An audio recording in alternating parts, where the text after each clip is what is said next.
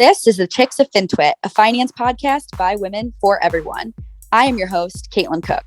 Join me as I highlight female trailblazers and their male allies across the industry as each shares their expertise on a variety of finance topics. Nothing is off limits. Thanks for joining us. Now please enjoy this episode. All opinions expressed by Caitlin Cook and the Chicks of FinTwit podcast guests are solely their own opinions and do not reflect the opinions of the host or any of their affiliates. This podcast is for informational purposes only, is not investment advice, and should not be relied upon for any investment decisions. We are not recommending any securities, nor is this an offer or sale of a security. Hello and welcome to the Chicks of FinTwit podcast, a finance podcast by women for everyone. I am your host, Caitlin Cook, otherwise known as Dead Kate Bounce on Twitter. And today with us, we have Dominique Mielle, an investor and former hedge fund manager. In 2017, she was named one of the top 50 leading women in hedge funds by Hedge Fund Journal and E&Y. Dominique's book, Damsel in Distress, great name, is the first hedge fund memoir written by a woman. It'll be released in September 2021. Dominique, welcome to the podcast. Thank you so much, Caitlin. So admittedly, I would have to say I've met you through Bobby, who helps with this podcast. Always love to shout him out. So I personally, and for all of our, listeners, would love to hear a bit more about your background in, the hedge fund space and otherwise. Sure. The first thing I'd say is that I was born and raised in Paris. So you'll have to excuse the accent that appears from time to time. My first job was a credit job on Wall Street for a French bank. And then I went to business school, which is really where I fell in love with the business of investing, and particularly tried to seek a job on the buy side. And in 98, which is, by your and most of your listeners' standards, ages ago, 98, I was interviewed and recruited by a little firm called Canyon Capital, a hedge fund.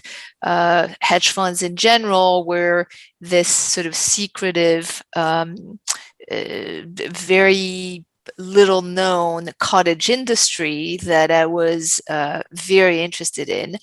And I spent the next 20 years at Canyon, which went from 500 million in assets to 25 billion. So it was a great adventure.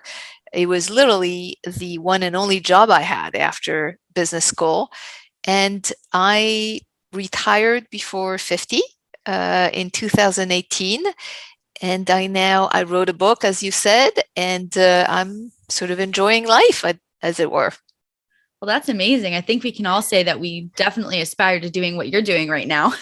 Which is not much. Yeah. And whatever you want, most importantly. Exactly. Well, I'd love to start off with the book because even just the name, obviously this is the Chicks of FinTwit podcast, so I'm kind of biased with the angle there, but I would love to hear more about the book, as many spoilers as you're willing to give before the release in September anyways. Sure. So the first thing is the title. Distressed was my specialty. Canyon is known to be a fixed income, corporate fixed income hedge fund. And particularly we invested, or at least I did, in stressed and distressed and restructurings and bankruptcy. Hence the play on words in the title. And really, I started writing the book, or I thought about writing the book, because I read a quote from a young woman in business school years ago, after I retired, who said, there are really few examples, if any, of women in finance, particularly in the investing business. And therefore, that leads young women to opt out of the business because they don't have anyone to look at as an example of a success story. So my aim was to set out to tell the success story of a female investor. And, if I find and inspire only one or two women to try their luck at being a hedge fund investor or an asset manager, then that'll be success. That was really the point and the goal of the book. And let me add that it's a light read. It's not only my story as a female investor in, as you said it, a very much, sort of boys club type of industry, but also an explanation or an expose of the last 20 years in the hedge fund business, how the business has really changed. And my hope is that it amuses people and that they come out of it with a better understanding of how a hedge fund works and how the industry has changed in the last 20 years. Oh, well, that is amazing. And as, a woman in finance, and I think that this is fantastic. And, the more that people have an image and can see what's possible, I think the more that they're encouraged to go out and do those things themselves. So definitely applaud you on that. Would be curious to hear more about your personal experience working in the hedge fund industry. So like I said, notoriously a bit of a boys club, as a lot of the industry has been in the past, but you stayed at the same firm throughout the entirety of your career after MBA. So would be curious to hear, what that looked like over the years. Sure.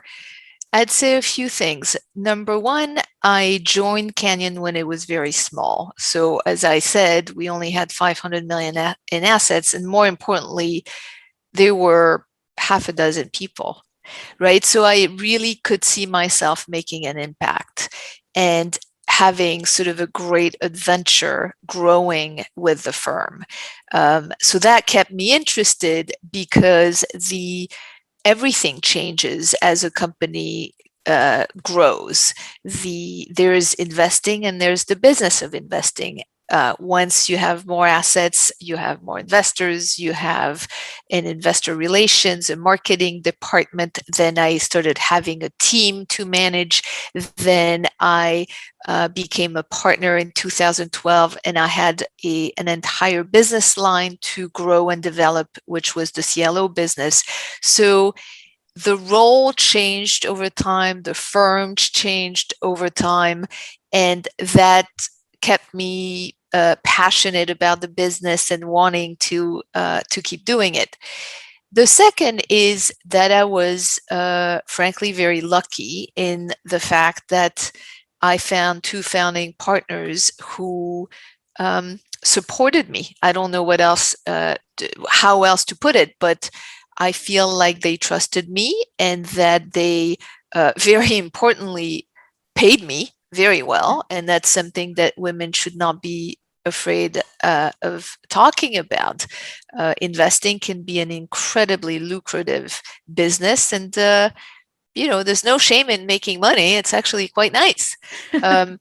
But these two guys, I felt I had a very special, very unique relationship with. I really gave the job my all. And in that sense, I was very lucky. Because I can think of a lot of other women who did not find the same supportive environment. Now, this is not to say that it wasn't a somewhat sexist business environment. This is not to say that it didn't feel lonely to be the only woman on the investment team, the only partner, the only senior portfolio manager, and most often the only woman in any meeting of any size, be it even with 20 people in the room. It can be lonely, it can be high pressure, but I do feel like I didn't encounter sort of paralyzing sexism, and definitely not true active discrimination or harassment. And that really made the difference, right? And I hope that my luck turns into the general environment for women in finance, and particularly in hedge funds and asset management, because I feel like enormous progress has been made in finance as far as banking, investment banking, corporate law, etc. But it seems to me that the last frontier is really investment management and hedge funds in particular. Well, this seems like a really good opportunity for kind of a an ad. But I think that this conversation could have gone two very different ways, right? Extremely negative experience. You hear the horror stories for sure. Really glad that you had a positive experience, obviously. But I think this could be a really good opportunity for anyone listening, folks in finance, to understand what a good culture truly looks like, because they're few and far in between. So despite, I guess, using that positive experience that you had, what are some of the things that you saw to be the biggest drivers behind what made you feel so comfortable? I know you mentioned obviously having people that you worked with supporting you, but if you have any more specifics, I'd love to hear them. Well, let me first say that it's not like I felt comfortable. I don't want to mislead anyone. Being a woman in hedge funds isn't comfortable. It's awkward, being the only one. And again, you feel at times, I did actually, at the very least, very isolated. And on top of that, I'm a foreigner, a European, and whereas it doesn't seem that exotic, there's been times where it's been very trying when Europe and the US have been at odds on political and economical decisions, where I felt kind of the odd woman out. So it's not that comfortable. But again, I think it makes an enormous difference when the discomfort is sort of mild in intensity and the intentions are not mean. Sometimes I think it's a bit lost in today's world, where we don't really pay attention to the intentions or the intensity. So I think, look, are there sexist adjectives and epithets and behaviors and sort of kind of silly silly acts with women that I saw and was the victim of? Yeah, absolutely. But those usually you can sort of mock or laugh at or get angry at and then move forward. Again, if it's more than that, if it's truly harassment, then I don't think there's much to do. But in terms of specific stories, there were several cases where I did feel the partners were very supportive of me. Meetings where they, important meetings where it was just the two of them and me, and then an entire, posse of other bankers or lawyers, where they could have very well taken the opportunity to lead the meeting. And if it was my investment idea, they turned the meeting to me. And as scary as it can be, it's also very self-affirming that your bosses trust you enough to lead a meeting of 20 men. I remember one particular conference where my name tag had my name and the wrong title. It said analyst, and I was already a partner at that time. So I looked at it and I thought, oh, well, why be petty? I'm just going to walk around head high with the wrong title on my chest. And I stopped for a minute to talk to one of the partners who was at the conference as well, who spotted it immediately. And he said, that's not acceptable. And just yanked the label, scratched it with a red pen and put partner in huge letters. On the one hand, you feel, well, and do I really want to walk around with a scratched label in red pen? But, it shows that to him, it mattered that people viewed me as with the rightfully earned title. So I think this type of support and behavior is critical in advancing your career. It makes the entire difference.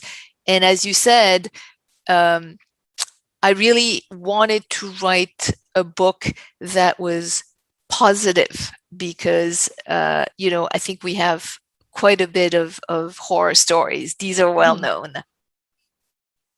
Yeah. And I think we could use more of the positive side too.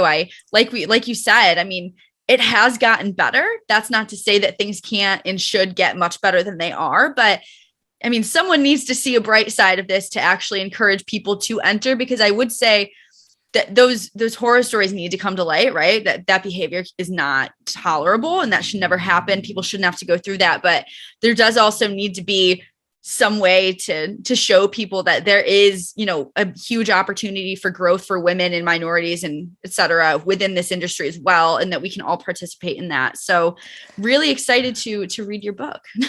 Yeah, I agree. You know, the typical or one usual question is how do we get more women in hedge funds and in investing? And I think, as usual, a complicated question requires or you know, calls for complex answers. There's not one, but at the very least, I think, yes, we need to point out that horrible behaviors exist and need to be eradicated. But if it's only that, I doubt that it's very inspirational, meaning I doubt that young women in college and business schools, you know, when they read and see and hear horror stories, are very interested in entering the field. Right.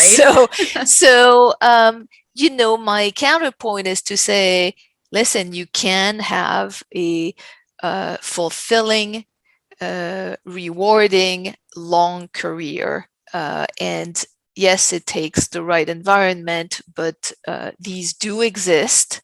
And, you know, that, and the other thing is, that was my experience, and I'm a regular person, right? I think a lot of times in the media, hedge fund managers are portrayed as those sort of incredibly gifted traders, math wizards who started investing when they were 10, and they, you know, spotted an arbitrage in their baseball cards, etc.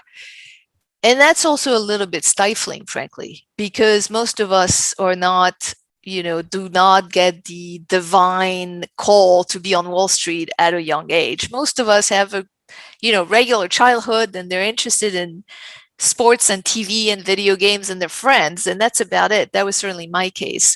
So the other point that I wanted to make is that a career in finance can be serendipitous. It doesn't have to be this incredibly strong calling, and that, you know, regular people can have a very good journey.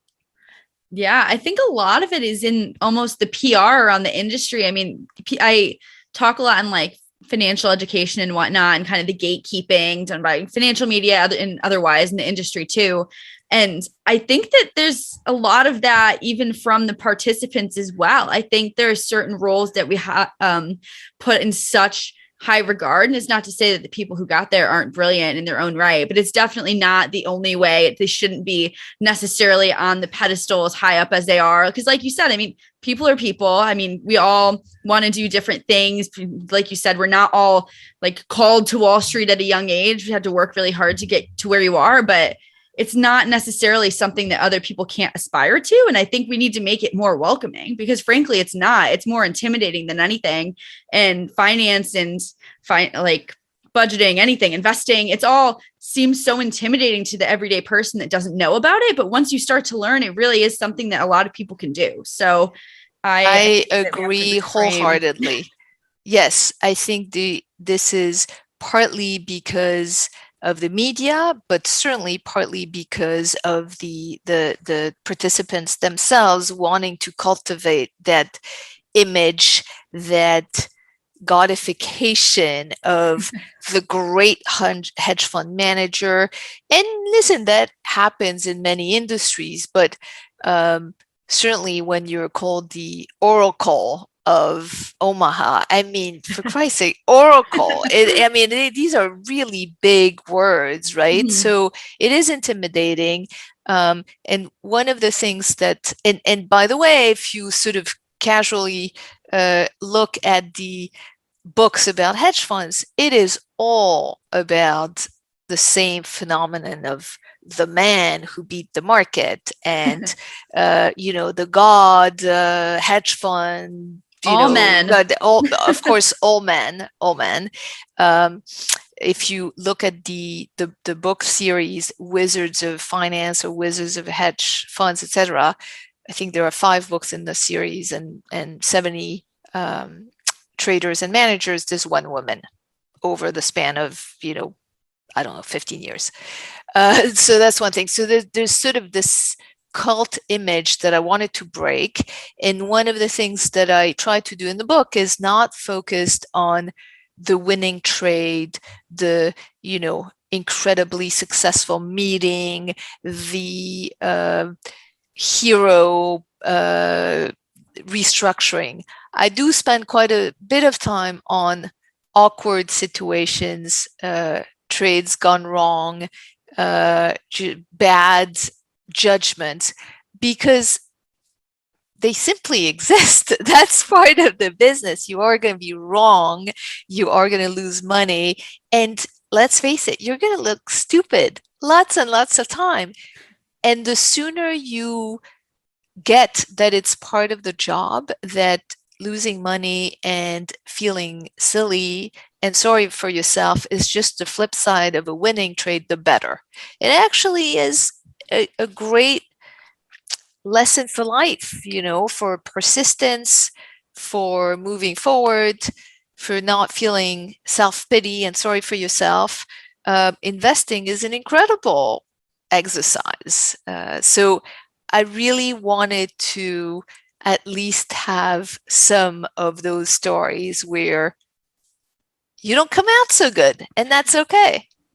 Yeah. And we need more of those. And it's the stories that people don't think to read, but I think we need to read more of. Like, slice of humble pie, you're going to lose.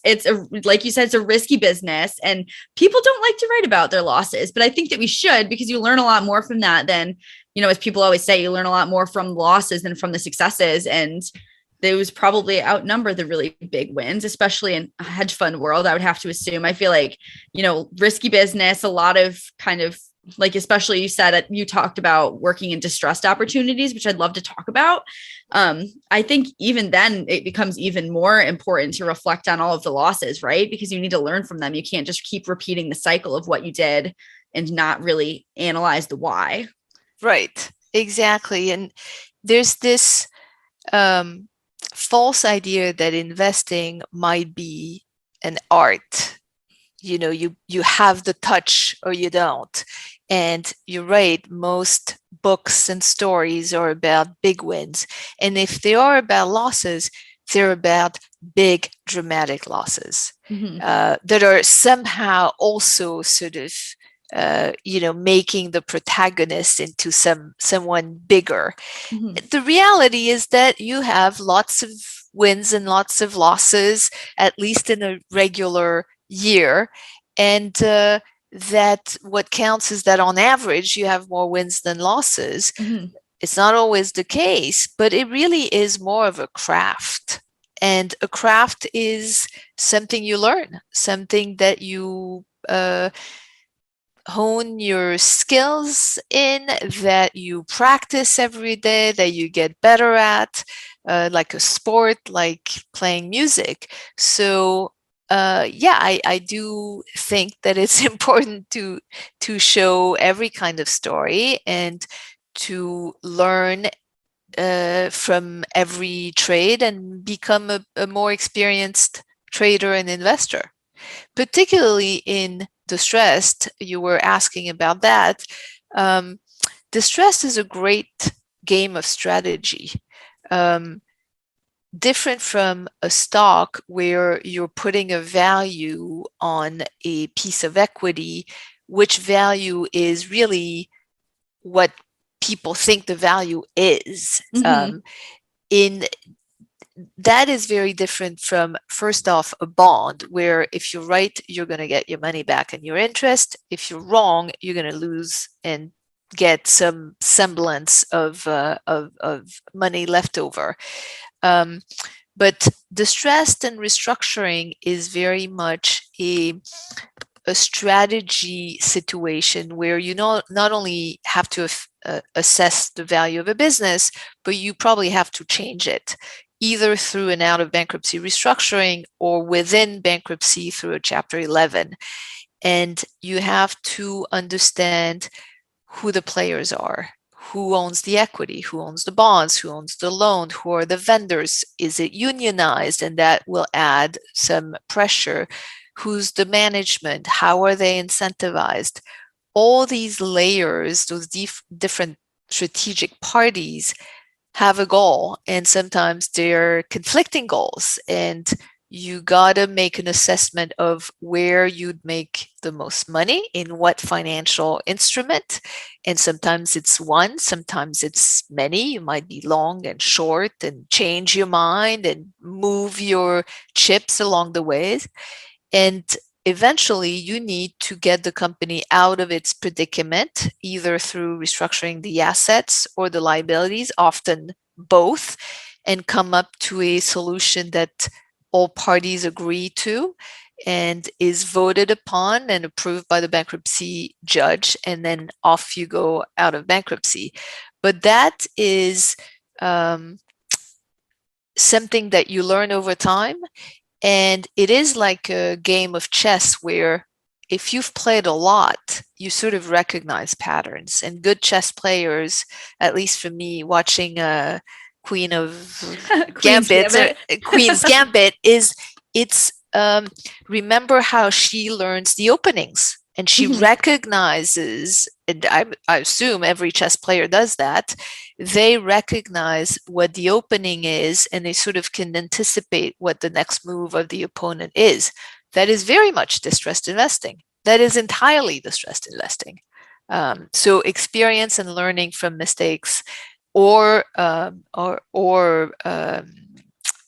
winning trades really, really matters and makes you hopefully a grandmaster at the end of 20 years. Yeah, hopefully, right? So getting into more specifics around your experience in distressed debt world, what are some of the crazier stories that you had throughout your career? I'd imagine you have to have quite a few. I guess I don't know about crazy. There were incredibly complicated situations. Particularly, I would think the most complicated were Puerto Rico and more recently PG&E. Now in PG&E, I was no longer a hedge fund investor, I was a board member. But it becomes incredibly more complicated when the parties involved are not only the capital structure, the people invested in the capital structure, but other groups that have their own interest and are not necessarily in the financial liabilities of the company. For example, in PG&E, there's a union.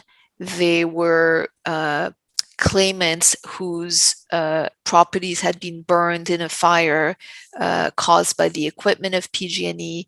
There was the governor and the governor's office wanting to push their own political agenda. And importantly, there's the media.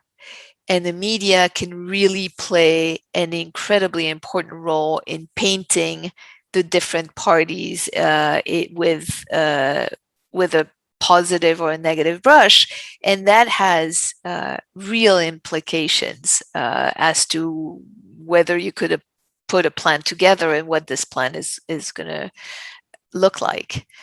And then more recently, I think the craziest things that are happening are frankly now, where I'm not even involved, but when I look at the retail trading patterns, the retail investors' powers, I mean, it is something I had never seen before. When I look at Hertz, when I look at AMC, the volatility of those stocks, the fact that you can really it can really influence for the long term an emerging capital structure. That's amazing to me. That's brand new, and that's a new force that hedge funds have to reckon with, and some clearly have not and got got on the wrong side of that equation. That is incredibly fun and interesting and new, and I would think anyone who gets into the business is going to have a great adventure dealing with that. Yeah. And kind of to go along your last point with like the surge of retail investors, if you were still working for a hedge fund, what would navigating that look like? I think the power is sort of shifted from these larger pots of money into like the individuals that, in as a whole kind of come together to a large sum, but in individually, it's not very consequential, or seemingly so not. Exactly. I wrote an article for Forbes about that, saying, individually, those guys may be considered as, punks and financially illiterate punks at that. But collectively, they are a force to reckon with, because they have what no institutional asset manager has, which is the ability and the power to, I was going to say to collude, that's the wrong legal term, let's say to cooperate. And that is an incredibly, that's a nuclear weapon in finance, the ability to cooperate, to move a financial instrument. And I think for a while, a while has become, 6 months of a year in finance, because things change so quickly. But they were sort of dismissed as a group who doesn't know what they're doing. And to me, that is really the wrong assessment. To me, what would be interesting if I were in a hedge fund now is to think about valuation of a stock as having a new component beyond, the alpha and the beta, which is this utility that comes with a community owning the stock. In other words, if you're part of the Tesla shareholders, you're part of a community. You talk on Twitter, you have fun, you communicate. That has a value. People are willing to pay a premium to own those meme stocks. I think the people who are going to be able to actually put a financial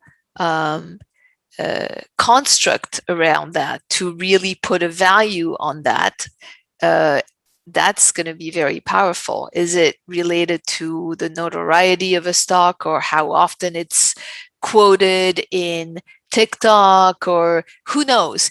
But I think all that data mining and theoretical work around the value of a stock related to its community utility is super interesting.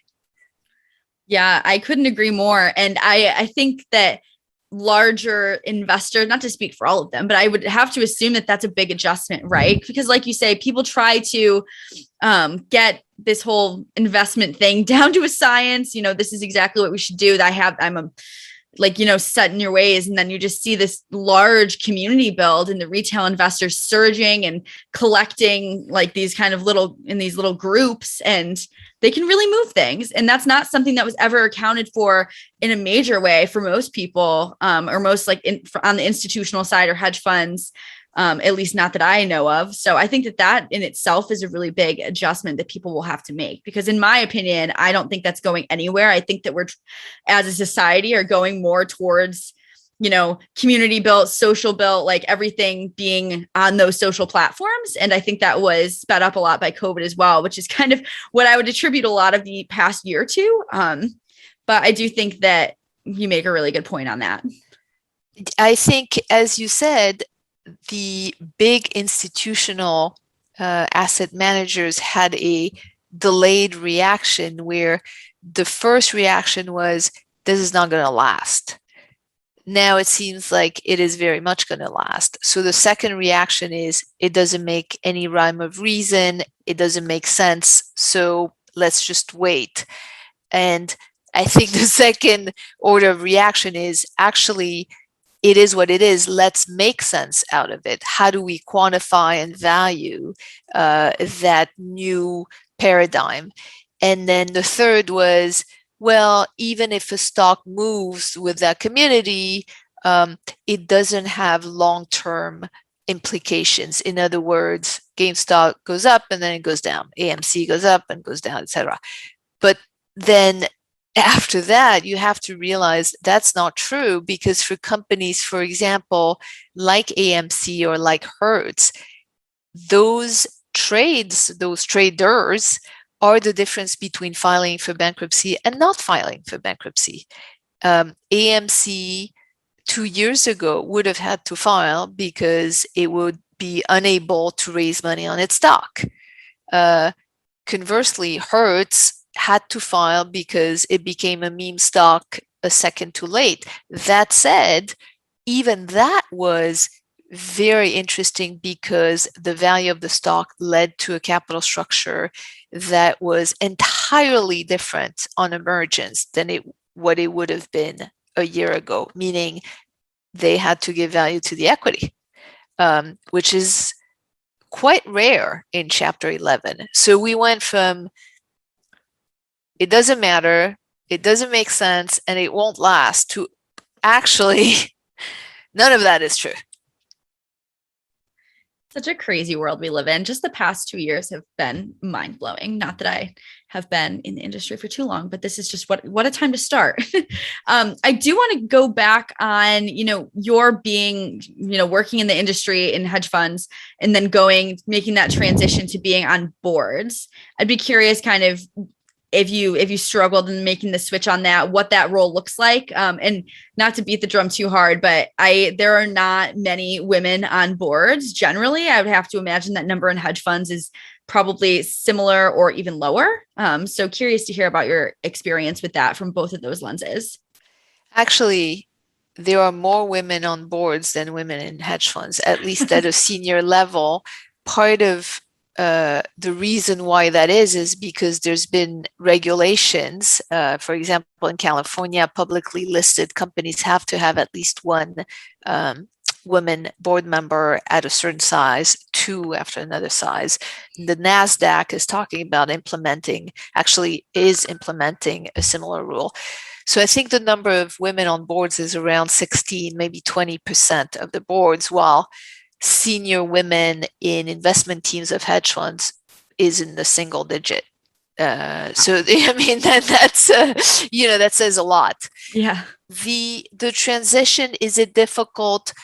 It's not difficult. It takes quite a bit of work to get a first board position. Mm-hmm. Networking is important, and as you probably know, networking is not something women do particularly well, or at least I didn't. And if there's one advice that I have for young women, it is to network as much as they can, because it makes all the difference, really. I was not good at it. I didn't realize how important it is, and you just have to compensate later on to build your network. I love being a board member. It's this, your relationship is at the most senior level with the management team of a company, so that's always interesting. And what's very different from being an investor is you really know you get to know all the sausage making, and you realize how little you knew as an investor from the outsider. It's quite frankly very scary to me to realize that I was an investor for 20 years, and never really got inside a company. Once you do, you understand how complex, how messy, how incredibly difficult it is to steer a company in the right direction, and how fraught with mistakes and errors and luck it can be. because obviously, I mean, this is going to be obvious to everybody but me, I think, but a company is a collection of people, and people are, they have their own issues and problems and skills and weaknesses, and that's what a company is. And obviously that's how it manifests itself, but it is super interesting. And the great thing is it's not a full-time job, and it's on my time, and I have plenty of time to do other things. Well, there we go. That actually, you took one of my last questions, which is great. I was just going to kind of tying things up here. I always ask some fun questions at the end, but I was going to ask what your advice would be to women in the industry, right? I mean, everyone read her book. I think that goes without saying. Early September 2021. I will be ordering that. So that's a great place to start. I think you gave a lot of really good insights just from a lot of angles. So thank you very much for that. But do you have any other kind of parting words for the women listening to this podcast, the future of the industry?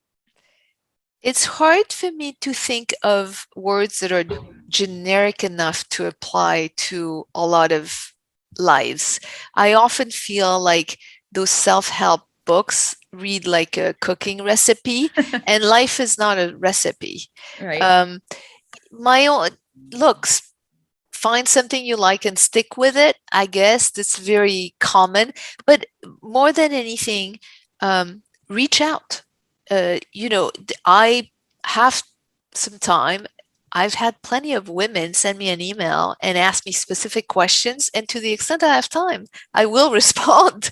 That's the best I can do to help, really. And I came to helping women quite late in life, to be honest. I didn't really take on the issue of the lack of women in hedge funds as long as I was in hedge funds, because as you probably know, it's hard enough to be a woman in a men's world without, on top of it, being the advocate for an entire gender. It's much easier for me now because I don't have anything to lose. I don't have an axe to grind. I don't have a job to keep. I don't have a P&L to manage. So I feel I can more freely help and reach out and be available to women who think my advice would be good. Yeah, no, that's great. And I think you have plenty of fantastic advice just from the 40 minutes we've been talking. But to wrap this up, and I love all of your previous comments as well, but do want to get into, you as a person outside of working in hedge funds, being on boards, what do you like to do? You have so much free time now. So I guess what do you do with your time now outside of working on the board? I work on my polo game, which is, I'm not a very good player. I'd say I'm sort of a mediocre polo player, but it's my passion. Water polo or with the horses? No, on a horse. horse. The horses? Okay. On a horse. And that's what I'll be doing when we wrap up, is I'll go to the barn and, exercise my polo ponies and get a few rounds of hitting the ball and getting ready for a tournament next week. Oh, awesome. It's a huge time commitment. It's an incredibly humbling sport. Lots of men. The difference is they're young and Argentinian and very handsome. Not a bad place to be. not a bad place to be. So that occupies quite a bit of my time. Are you trying anything else new in your free time, or are you sticking with the polo? I'm trying to learn more about cryptocurrency. We should talk offline. I have the resources for you. Oh, good. Yeah. I want to learn. All right. Well, we can reconnect after this then. Perfect. Not even an ad. You brought that up yourself. This is great. Well, thank you so much again. This was fantastic. I'm kind of feel bad that I wish I knew you more before this. I think you're fantastic, and I'm kind of fangirling over you now. I'm not going to lie. So thank you so much for the time. Thank you to everyone for listening, and we will be back next week with another episode. But in the meantime, sorry, almost forgot this. Where can our listeners find you on social media? Twitter, LinkedIn. I have a website, and my book is on Amazon. Awesome. Well, thank you. Thank you, Caitlin, so Thank much. you. Dominique, thank you so much again for joining us.